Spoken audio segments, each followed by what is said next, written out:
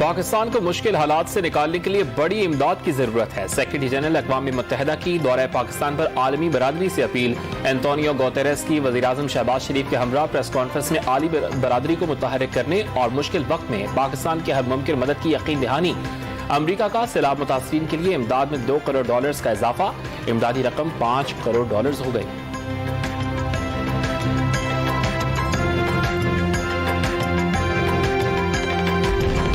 چینی سفیر Nong Rong کی سربراہ پاک فضائیہ air chief marshal Zaheer Ahmad Babar Sidhu سے ملاقات.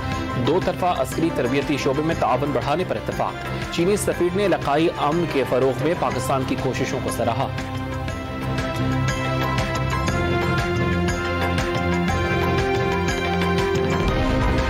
عمران خان دہشت گردی کے مقدمے میں JITI کے سامنے پیش نہ ہوئے. گالا میں پارٹی رہنماؤں کا اہم اجلاس. پارٹی قیادت کے خلاف مقدمات سے نمٹنے کے لیے لاہے عمل پر غور.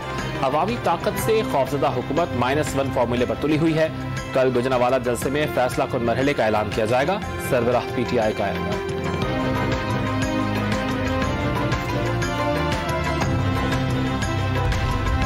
عمران خان کتنے خطرناک بنیں گے انہیں جیل جا کر پتہ چل جائے گا.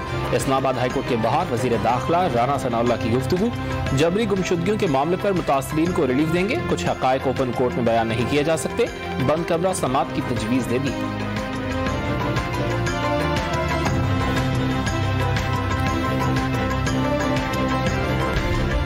اور ایشیا کپ کے سپر 4 مرحلے کا آخری میچ. دبئی کے میدان میں سری لنکا کے خلاف پاکستان کی بیٹنگ جاری.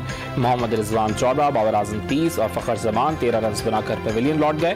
پاکستانی ٹیم میں 2 تبدیلیاں. شاداب خان اور نسیم شاہ کو آرام دیا گیا.